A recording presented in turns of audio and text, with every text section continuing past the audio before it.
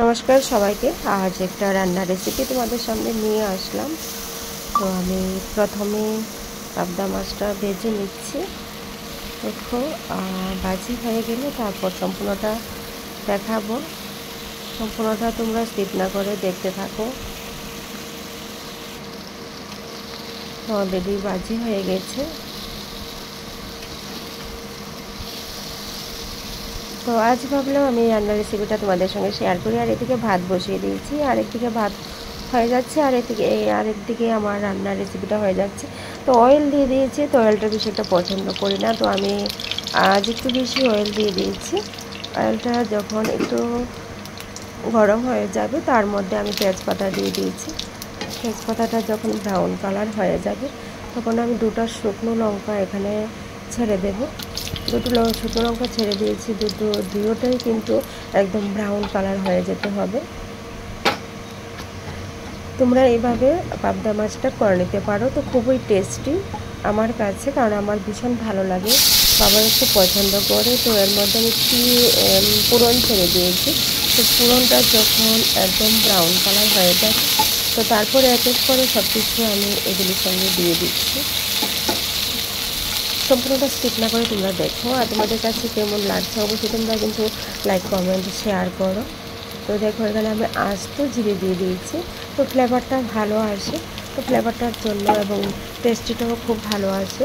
তো আস্ত জিরে যখন সবগুলি একসঙ্গে হয়ে গিয়েছে তো তারপর আমি এখানে মশলা যে পেস্ট করে রেখে দিয়েছিলাম তো ওইগুলি ছেড়ে দিয়েছি। ওইগুলি একসঙ্গে হয়ে গেলে তো ওইগুলি একটু ভাজি হয়ে যাবে। তো ভাজির পর ভালো করে আমি ফ্রাই করে নিচ্ছি। তার মধ্যে ছেড়ে দিলাম একটু জিরে, তারপর একটু শুকনো লঙ্কা। তো শুকনো লঙ্কাটা দিয়েছি কালারের জন্য, আর কিছু নুন দিয়ে দিয়েছি, আর কিছু হলুদ দিয়ে দিয়েছি। সবগুলি একসঙ্গে নেড়ে চেড়ে ভাজি করে নেব।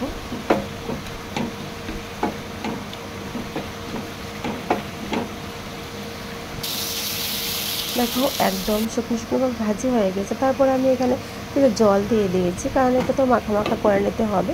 তারপর আমি ঢেকে দিলাম। ঢাকার মধ্যেই দেখো হয়ে গেছে, একদম বুলবুলকে হয়ে গেছে।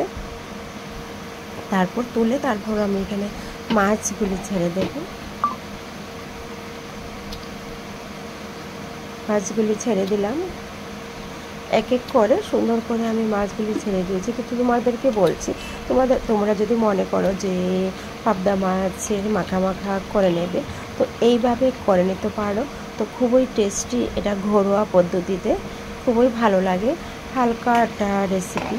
তো দেখো অলরেডি আমার হয়ে গেছে। এর মধ্যে আমি ধনে পাতা ছিটিয়ে দিচ্ছি। তো ফ্লেভারটা খুব ভালো আসে।